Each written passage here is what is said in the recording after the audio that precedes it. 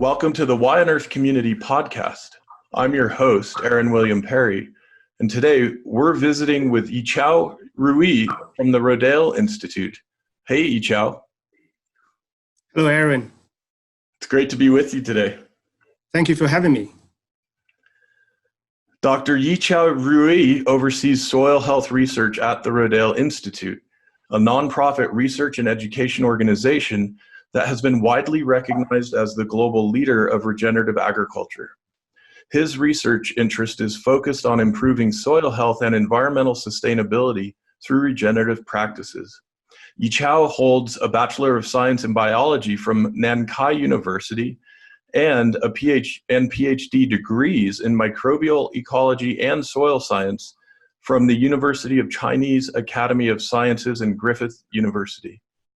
Before joining Rodale Institute, Yichao worked in the University of Western Australia and the University of Wisconsin-Madison on a variety of projects evaluating the impacts of climate change, land use, and management strategies on soil organic matter stability, nutrient cycling, and microbial activity.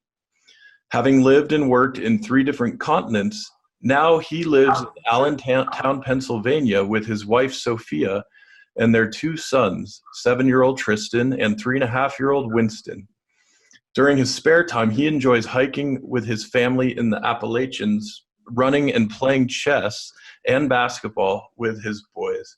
Yichao, it's so great to have this opportunity to visit with you. And obviously, we're going to be talking a lot about the work and the research that you do, including this very important white paper that you just co-authored and that was just released by Rodale with some other collaborating partners.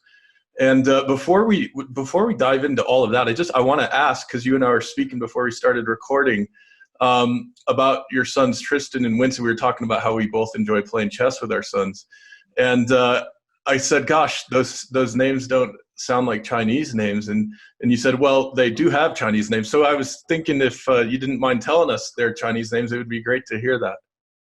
Yes, they are Tristan Le Shan Rui and Winston Le Tian Rui.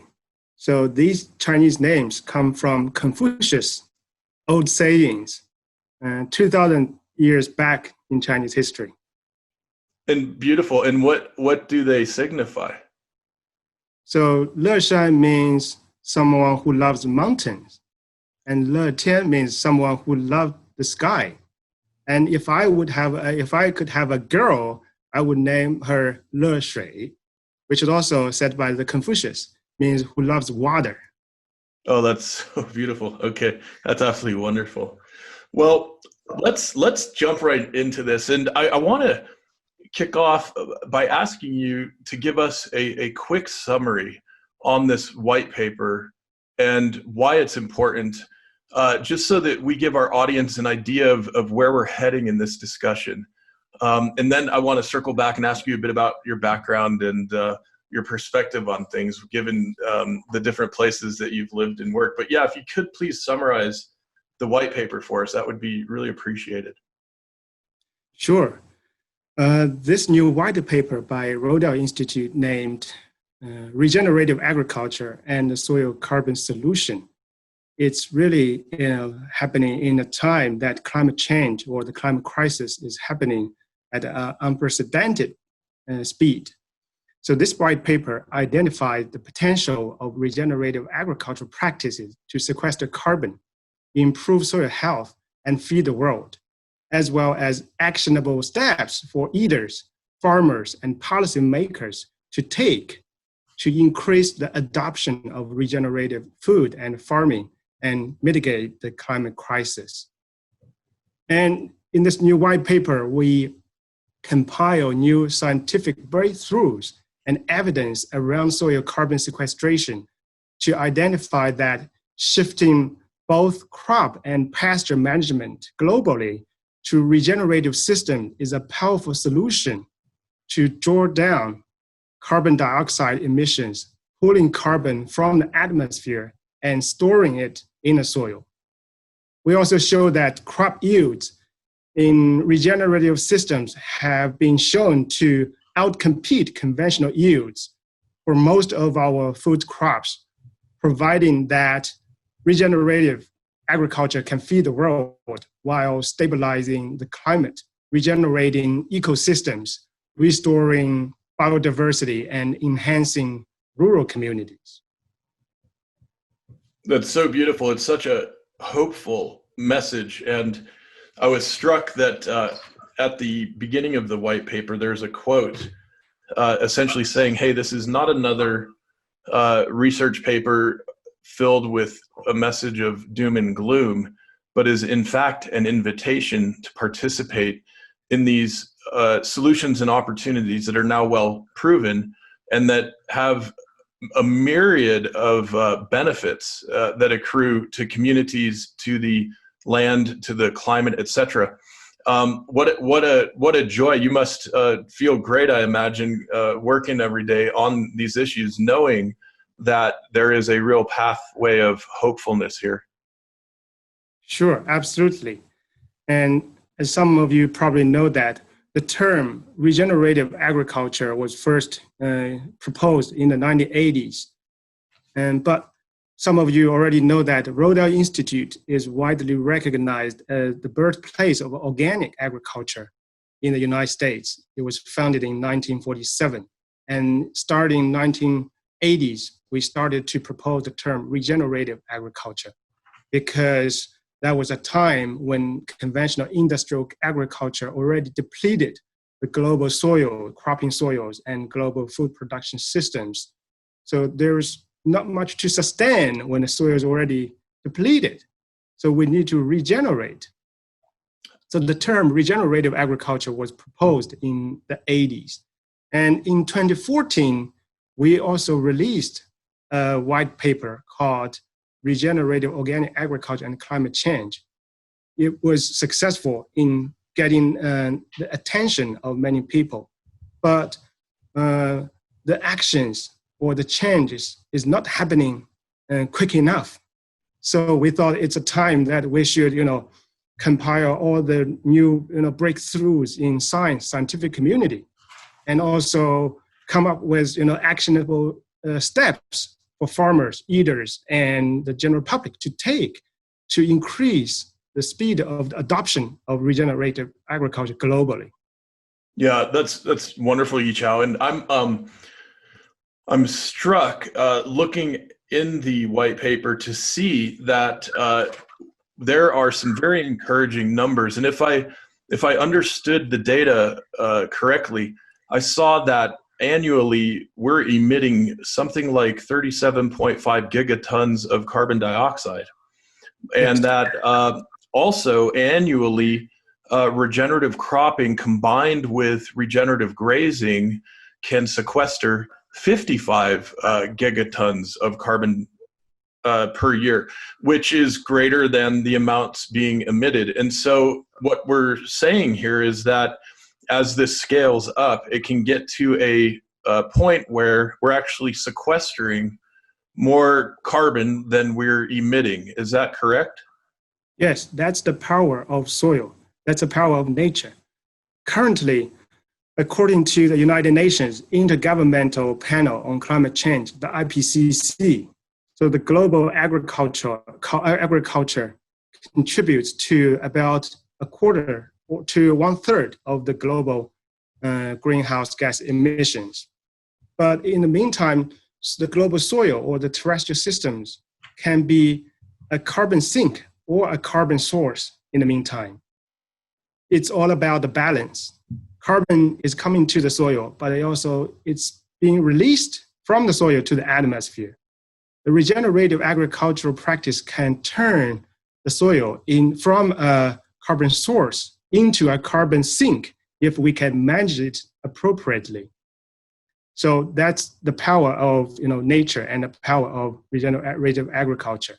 Yes, absolutely. And just digging into this a little further, I find that a lot of folks I talk with about the issue of the climate crisis understand that a lot of the carbon loading, a lot of the greenhouse gas loading in the atmosphere comes from the burning of fossil fuels. However, it seems fewer people have a real grasp on how conventional and chemical-based and mechanical agricultural practices are also releasing a lot of carbon to the atmosphere, and meanwhile degrading essentially the biological communities in the soil upon which our food production depends. And I understand that some research indicates we've got only another 60 years or so globally of sustained yields of food based solely on the destruction of the soil microbiology.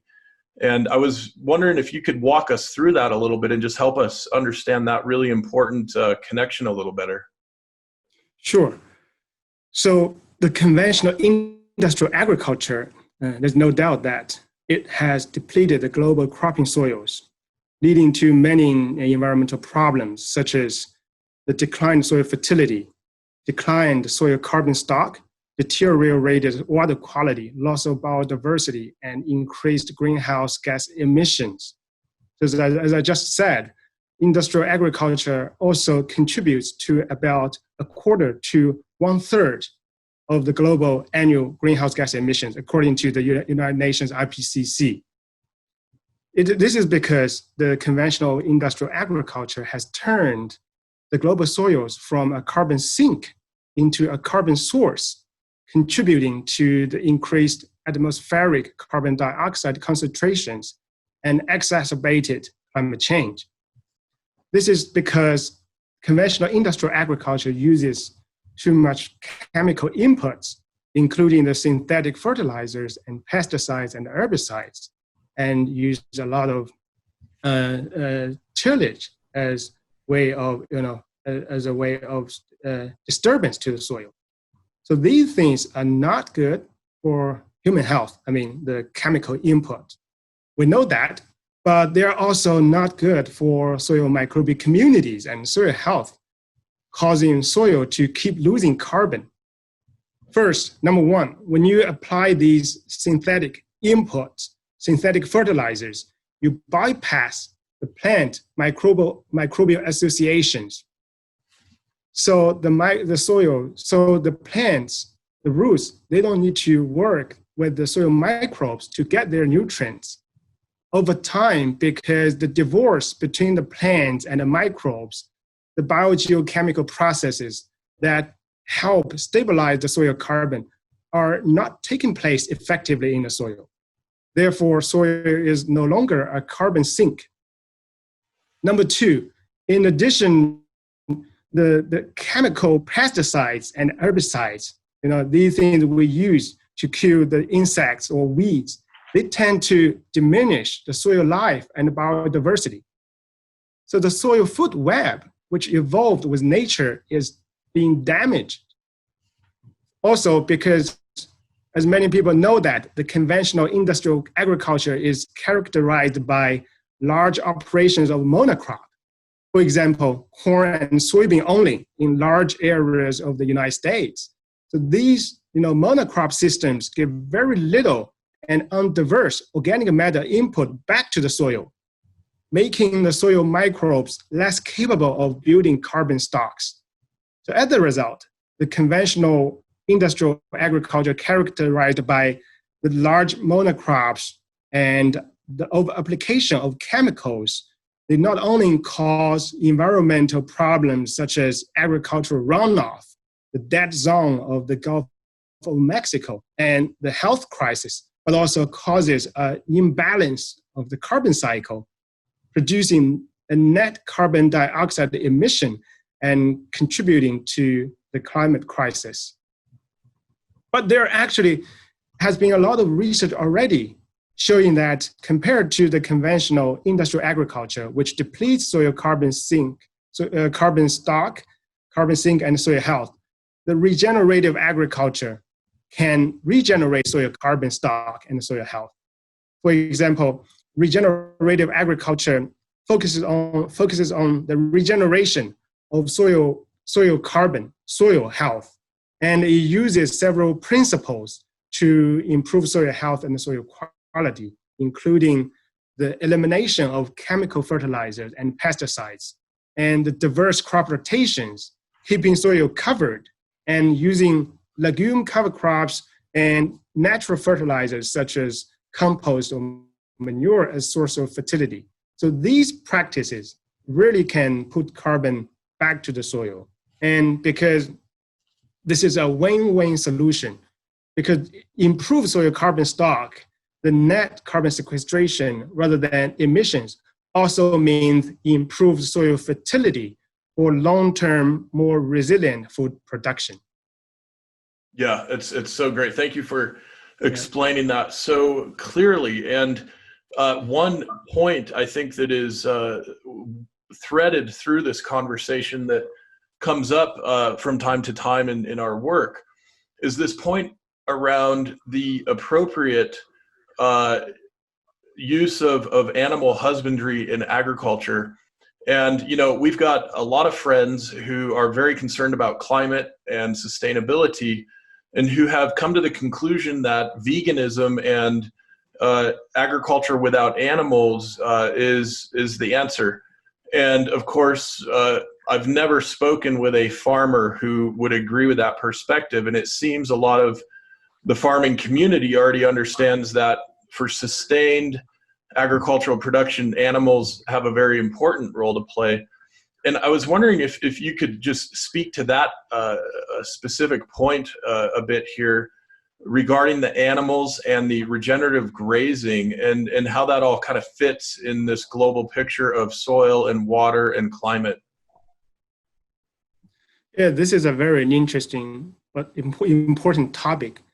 I have been in a lot of discussion around this, you know, vegan or veganic farming. I think it's important to mention that animals have always been around on Earth, right? So they have always been part of the ecosystem, the natural ecosystems. The soil, the animals and human beings and the vegetation, they co-evolved together, you know, for a long time, millions of years. So they always belong, you know, together in a natural ecosystem. And when it comes to soil health or regenerating soil health or soil carbon, so the regenerative grazing or the holistic approach of grazing management, it's probably one of the most effective ways to regenerate soil carbon. First of all, you know, the perennial pasture system, it has, you know, the soil covered by the living plants all year round. That can eliminate soil erosion and runoff and keep soil in place. That's number one. Number two, with the animals managed in a rotational grazing way, they can stimulate the below ground growth, the roots, and stimulate the carbon inputs such as the root exudates and other, you know, rhizal deposits.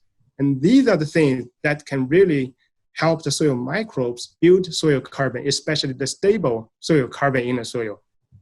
So the regenerative grazing is, I believe it's one of the solutions to regenerate soil. And recently, some of my collaborators in the Midwest, for example, some collaborator, Professor Randy Jackson in the University of Wisconsin-Madison, they have just started a new initiative called the Grassland 2.0. They also have a podcast if you want to check it out. They promote that, you know, restoring much of the corn and soybean cropland in the upper Midwest. It's the solution to regenerate the ecosystems and soil health and even the rural communities and economy in the up Midwest. So I think it's important to keep it in a discussion and find and refine, and also it's important to refine the systems, which way works best for certain, you know, scenarios or areas, because that's a very important thing. You know, you have to adapt it to different scenarios and different parts of the world. So it's important to keep it in the discussion because the animals, they have been shown to be very effective when they are, you know, kept on the soil and help build soil carbon. And also it's important to think that they have been around with us, co-evolved with us for millions of years. Absolutely. And I think it's important to mention that when we're talking about rotational grazing of cattle and ruminants in general on landscapes where you have continuous cropping covering the land throughout the year, that is a very different scenario than the concentrated animal feeding operations, the CAFOs, where these animals are squished together by the thousands and are being fed by corn and soy that's been monocropped and trucked in.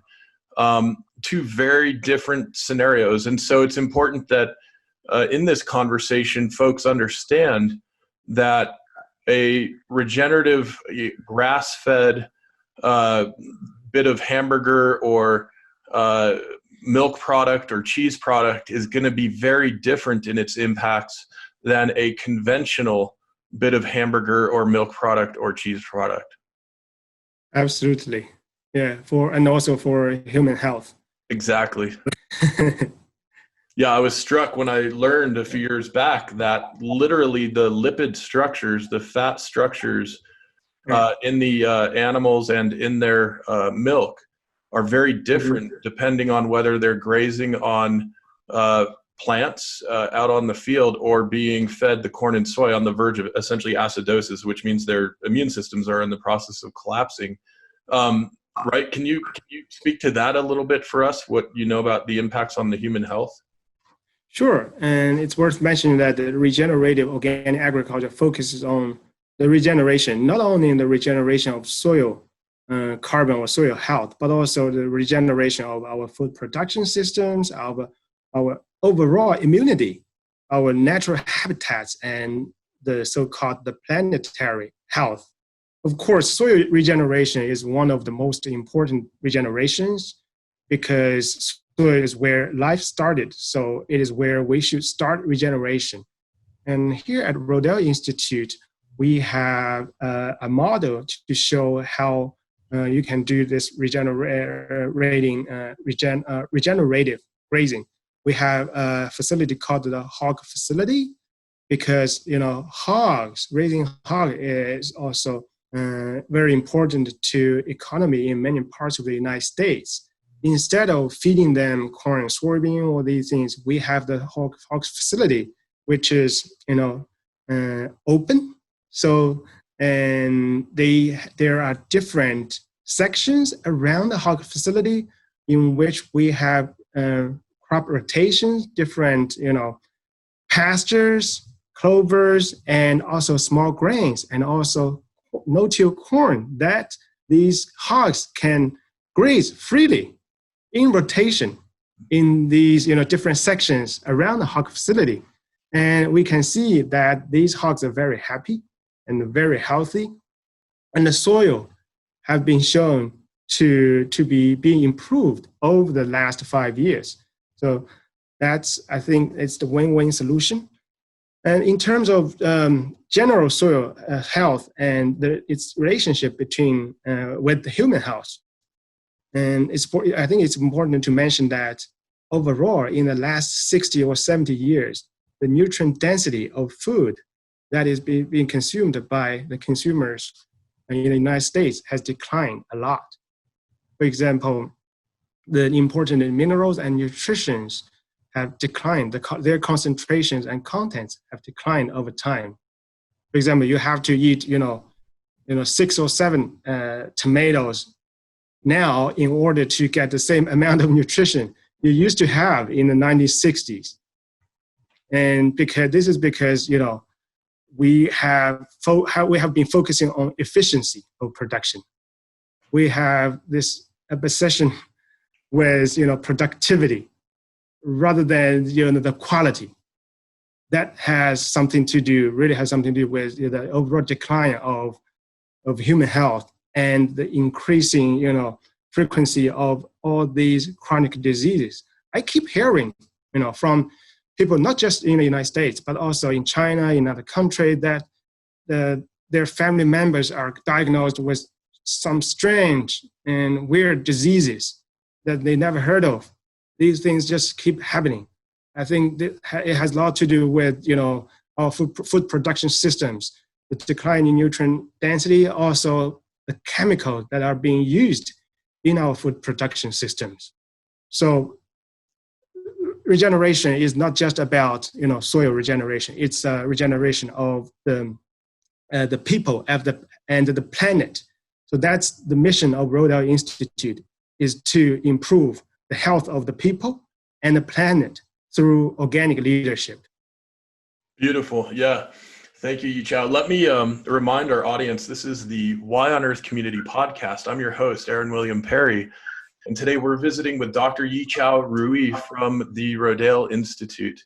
And I am so excited. I want to ask you a little about your background and, where you grew up and what it was like where you grew up and how your professional and academic career has taken you to many different spots around the planet. Can you tell us a bit about that, your backstory? Sure. As Aaron, you have just introduced, I was born in China. I grew up in Eastern China, and I have lived in Australia, different parts in China, Australia, and different parts in the United States. So I definitely consider myself very lucky to be able to travel and study and work in different parts of the world. So about 10 years ago, when I was a PhD candidate in Australia, I attended an early career workshop where I heard a senior professor saying that being an academic means that you can't make money, but the good thing is that you can travel. So I think I'm among these, lucky people. So I've traveled a lot, and I've been lucky to have the support from my wife to be doing that. So I really appreciate the opportunity to be able to live in different parts of the world and to learn about different soils and different cultures. It's very important to me. And as I said, I grew up in Eastern China in the 1980s and 90s. And my hometown was about 200 miles from Shanghai. When I grew up, I witnessed the environmental degradation of my hometown. That was in the 90s and 80s and 90s. The economy in China started to boom. I could still remember the smell of the chemicals that my dad used to spray in our rice paddy field, and also the decline of the quality of our local waterways. So those things really made me think, and later became very interested in all these environmental problems and wanted to find the solutions. Studied biology in college, and then started my career in soil science and sustainability research.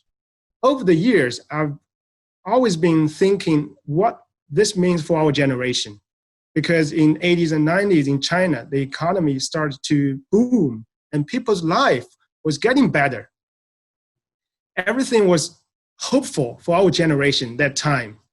But we never knew that we would pay such a big price with all these environmental degradation and a health crisis. We were actually heading to a very dangerous direction. I recently learned that until 1970s and 1980s, a lot of the China's cropland was actually covered with green manure cover crops for fertility and soil conservation before 1970s and 80s. And then starting 1980s, the green manure cover crops were abandoned in China because the chemicals became so dominant. Now we know there was a very high cost associated with this, transformation. And people start to look back to our history, what Confucius say on how our ancestors were able to maintain soil fertility and long-term productivity organically to feed a large and dense population in 3,000 or 4,000 years history of China. People start using green manure cover crops again. So the same question, what do we want this world to be for our future generations? I think the answer is that we want a world that is more connected, people are more interconnected with each other and understand each other, respect each other, and care for each other. And a world where people are more connected with soil, with the nature and the Mother Earth, and be more humble and care for our soil and Mother Earth, so our future generations can continue living on a livable planet. So I think this is what regeneration means to me, and this is what my own life experience taught me. It's so beautiful. It's so full of wisdom. I love this connecting with each other, caring for each other, connecting more with soil, and being more humble. And I love sharing with folks that this word humble, humility, comes from the same linguistic root as the word human through the Latin and the Proto-Indo-European language group. And it seems so important, in some ways so simple, but also so essential in these times. And I'm wondering, Dr. Rui, if you could just share with us, what did Confucius say? I don't know if you know right off the top of your head, but I imagine he had some very specific recommendations. Yeah, Confucius say, for example, my son's names, love the, Le Shan means love the mountain. Confucius says that a man who loves a mountain is kind to everything. He's kind. Wow. I want my son to be kind. And Confucius says, as a man or any man or woman loves water, he or she is smart to care for our human beings. So I think these are the very, as you said, very simple, but the very fundamental things we need to think about. Our place in the world, where we want to go. These are actually very simple things, but I think we have forgotten all those things. Yes. What are you seeing in China today? Does it seem that obviously we want to see things scaling and accelerating as it relates to the widespread adoption of regenerative practices, and we're seeing some progress here in the United States. Of course, we have a lot of work to do, but what are you seeing in China with respect to the return to regenerative practices? Yeah, speaking of China, I think it's important to remember that China and the West still share very different ideologies, very different, traditions of ways of doing things, different political systems. So things might be very different from in China and from the Western world. In the Western world, things happen, I think, from bottom to top. So you need these grassroots, movement to create, changes in the society. And things in China, especially these big movements, I think it happens more often from top to bottom. So when the central government is making a plan to adopt some practices or transform a system, then very likely the society and the industry will adopt that quickly. And right now I focus my work in the United States, but I do have seen that some positive changes being made in China by my fellow researchers, my colleagues and scientists and people who work in the industry. I do see some positive changes. I'm hopeful that the policymakers and leadership group of Chinese government can see the importance of regeneration and really put that as a priority, top priority on the agenda for the next several decades.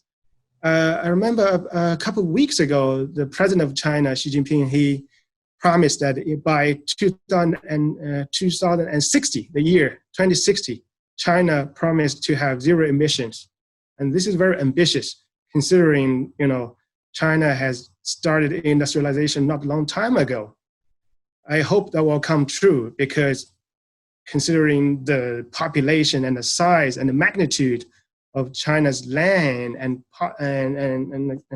industry, it's very important for the entire human beings. But all parts, all countries are important. So we hope this is really a coordinated effort. Yeah.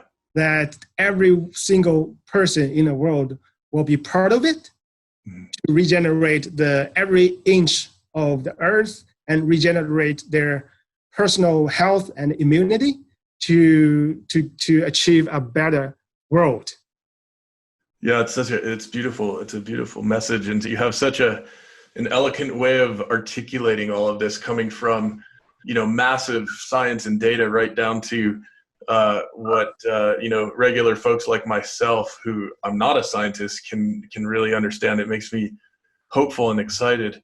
I am struck in some of my studies of history to learn that a big part of how we got to where we are here in the United States with massive amounts of monocropped corn and soy, for example, was the result of Cold War policy in the agricultural arena, specifically from the 1950s and 60s, and that our food production was actually part of our foreign policy in a very scary world. And obviously there was intense competition with the Soviet Union through those decades, and just coming off of the Second World War, now having a nuclearized world, it makes sense to me that many of the decisions made during those times were made for reasons of fear and trying to protect national interests. However, it's gotten us into a bit of a pickle at this stage, and I'm just curious, when China was industrializing in the 80s and 90s and going more in the direction of agricultural chemicals, was that in part working with Western chemical companies? Was that part of the global corporations kind of getting more integrated with China, or did that just kind of come from within?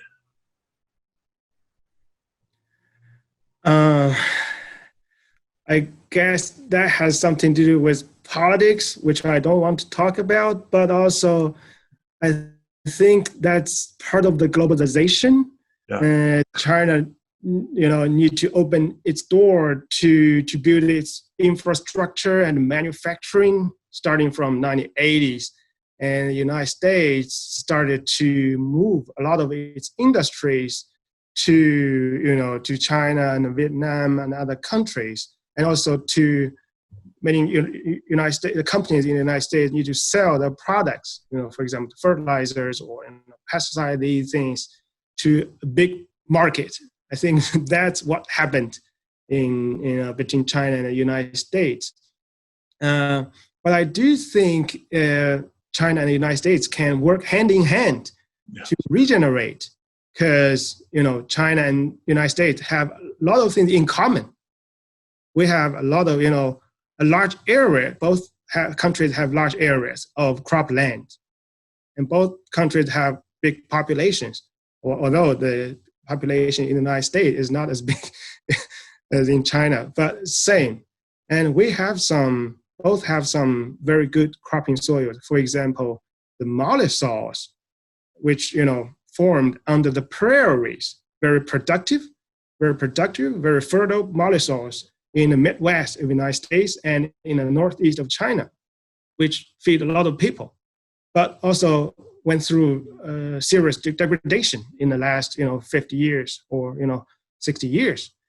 So I see there is opportunity that for scientists and people and politicians to work together as a joint effort to build a system that the regeneration can happen in the same time in the United States, in China.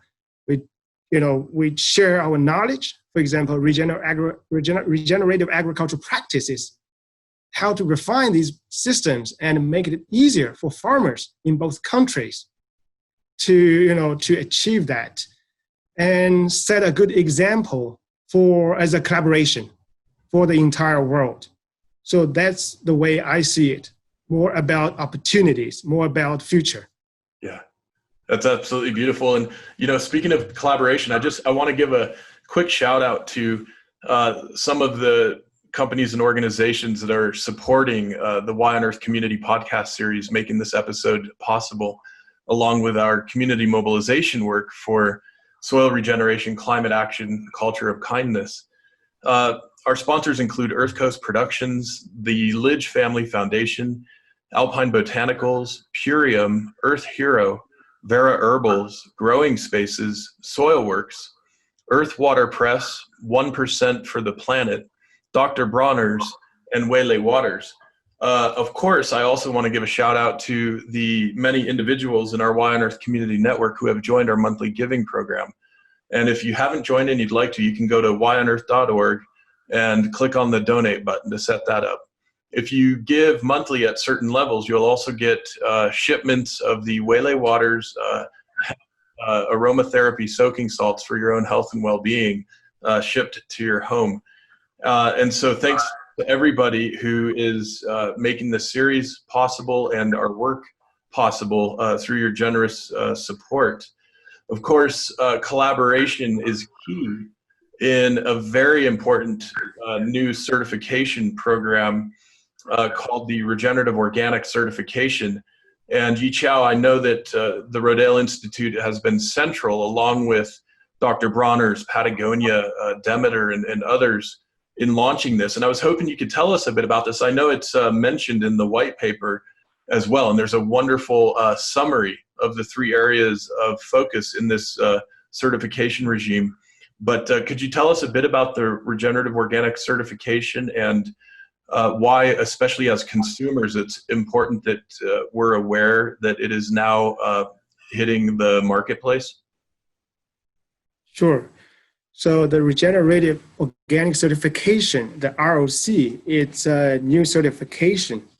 It has 3 pillars: soil health, social justice or social fairness, and animal welfare.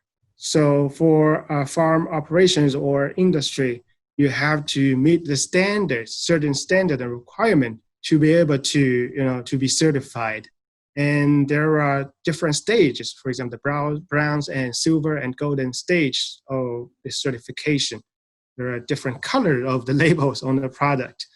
But it shows, I guess, it shows 2 things. First of all, it's a holistic way of, producing your products. It's not just about, eliminating chemical, which is important and the basis of, the ROC certification. In order to be regenerative organic certified, you have to be organic certified first. So it's the basis. Organic certification is the basis for the regenerative organic certification. So holistic way of managing and producing your food is about managing the soil, improving the soil over time, and treating animals respecting their welfare, and also putting the social justice and fairness as an important place, equally important place in this certification. And also the second thing is that it's a journey. It's a journey. You have to start from somewhere. Regeneration is a journey. So you can keep improving your soil, keep refining your system, and keep improving the health of the people and the product. So that's the way we see it. So we encourage more consumers and audience of this podcast to learn about this regenerative organic certification, and also support this regenerative organic certification. It's beautiful. I love the statement that regeneration is a journey. It almost sounds like a Confucius saying. I will be quoting you on that, I'm sure, in upcoming conversations. That's absolutely wonderful. Thank you. Let me ask, in your day-to-day work there at the Rodale Institute, what does that look like? Can you describe for us what your days look like with the work that you're doing? Sure. Currently, I oversee soil health research and education at Rodale Institute. So I conduct research on the impact of different agricultural practices on soil health and how this is related to climate change, agricultural productivity, human health, and other things included in the planetary health. I also teach soil health classes in different programs. For example, a program that was funded by the USDA, the Organic Farming Certificate Program, which is a joint education program between Rodale and Del Valle, the Delaware Valley University. And I gave invited talks to elementary school, high school, and college students. And last week, I made a short video about compost for my son's second grade science class, which is online right now. Oh, wow. Is that something we could share with the Y on Earth community? Yes, yeah, I have a YouTube link. Yeah, you can find it on YouTube. I can share that with you. Thank you. Yeah, I also talk to farmers, consumers, and media and policymakers and the general public about soil health, agriculture, land use management, and other environmental issues. So, as I said, the mission of Rodale is to improve the well-being of the people and the planet through organic leadership. I use every opportunity that I have to interact with people and let them know the importance of regenerative agriculture. And I address that primarily from a soil perspective. Cool. Yeah. Thank you for sharing that with us. I'm wondering also if you might tell us a bit about your family life, and also how has COVID impacted what you're up to both at work and at home? Sure. My wife and I, we have two sons, Tristan and Winston. They are 7 and 3 years old. Both were born in Australia. So it's interesting to know that they are ethnic Chinese, Aussie born, and now live in Pennsylvania, United States. So like many families, we are also impacted by the global pandemic. So we can't meet our family or friends like we did before, but that also means that we can spend more time together at home in our little garden, grow our own food. So we don't go to restaurant right now. We only go to grocery store once a week. And sometimes we do feel stressed and the kids feel bored. So we do a lot of hiking during the weekends. We live in the Lehigh Valley area of Pennsylvania, and we have a lot of mountains here, national and state parks around us. So we spend a lot of time outdoor. And I think this is part of our regeneration as well. We take this as an opportunity. Yeah. And yet it's still very challenging for my wife, especially for my wife and kids. This winter will be very long. I have to, most of the time I have to maintain a busy work schedule. So my wife needs to take care of the boys and 2 cats at home almost 24/7, which is super challenging. But my wife is a very positive and very creative person. She always tries to create different ways for the kids to spend their time at home, including painting, storytelling, and playing games in the basement. We also use FaceTime and WhatsApp to talk to our family in China, our friends in Wisconsin, in Brazil, Australia, New Zealand all the time. So we try to be positive and learn about what's happening in the world and use this opportunity to teach our kids things like critical thinking.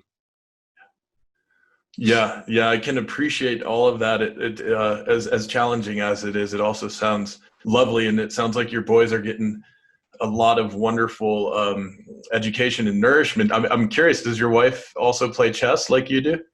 No. No? Yeah, my son, as I mentioned before we started recording, he's now 18 years old, and he beats me fair and square. We're about 50-50 on the last 5 to 10 games that we've played. So it's a challenge now. Yeah. Same. My son, 7-year-old Tristan, he can beat me every time now. Oh my gosh. Learner. Yes. Oh my goodness. Wow. Do you play Go with them also? Yeah, sometimes. And there are different types of goals, Chinese goals and the international goals. Right now I focus on chess. I think it would be better to focus one thing at a time because they're still young. So when they are a little bit older and more familiar with all the rules of the game, then maybe that will be a time to play more diverse types of sports. Absolutely, yeah. Well, listen, I'm so grateful that we have the opportunity to speak together today, and you've shared a lot of really important information with us. So thank you for that. But before we sign off, I want to ask you, what do you envision as a possible future for us all in 20 or 30 years time from now? Sure, I would like to be more optimistic and envision a better future because over the years, I've seen more people start to care for the soil and earth, especially young people. As I said, last week, I made a short video with my family about compost for my son's second grade remote science class. And you can see that these second graders, they were very interested in it. And I've also taught soil health management classes in Wisconsin and Pennsylvania. And many of those students, they still stay in touch with me. And some of them have started their organic farming and gardening. So these things and these people, they make me feel optimistic. So I hope that in 20 years' time, we as a world use less chemicals and less tillage on our soil. We can't get there overnight, but the regeneration is a journey. We have to start from now. Yeah, absolutely beautiful. Well, and before we close out, is there anything else that you would like to share with our audience today? Sure. As I said, many people would agree with me that regenerative agriculture is a powerful tool for regenerating our systems. And I have a collaborator in Canada, Dr. Cindy Prescott, a collaborator of mine, a professor in forest ecology and management in the University of British Columbia in Canada. Last week, she said to me that regenerative agriculture and the soil carbon building, it's the most exciting development in her 40 years of career. So this is a time we should do it. Let's do it together. That's absolutely wonderful. Well, Yichao, thank you so much for visiting with us today. And I'll make sure everybody has the links in the show notes to get to the work being done by Dr. Rui. You can go to yichaorui.com, the rodaleinstitute.org. On Twitter is Yichao Rui, and also on LinkedIn, I'll provide the links there. The Regenerative Organic Certification information can also be found at regenorganic.org. It sounds like we'll try to get this compost video shared as well, and then we'll make sure there is a good link to get to the white paper called Regenerative Agriculture and the Soil Carbon Solution. So, Dr. Rui, thank you so much. Good to be with you. Thank you for having me, Aaron. Hey, friends. So we just had a wonderful discussion with Dr. Yichao Rui, and I just checked out the short video that he made with his two boys for his son's second grade class about compost, and thought it would be really fun to share with you right here at the end of this episode. So I hope you enjoy.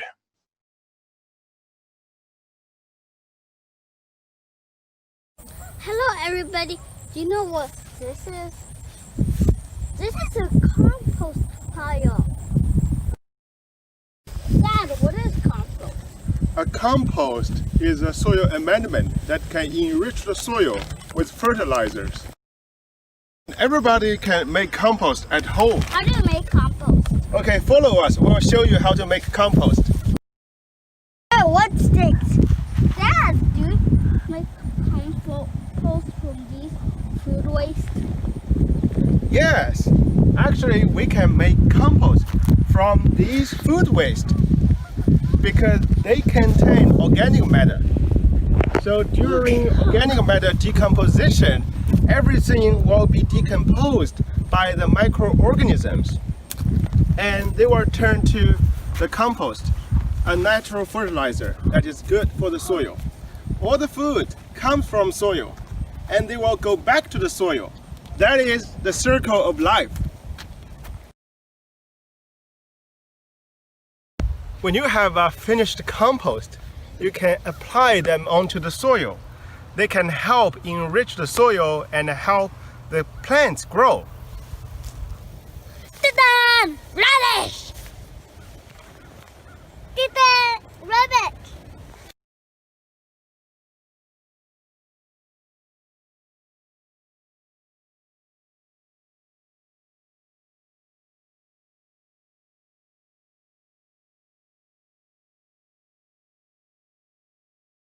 The Why on Earth Community's Stewardship and Sustainability podcast series is hosted by Aaron William Perry, author, thought leader, and executive consultant.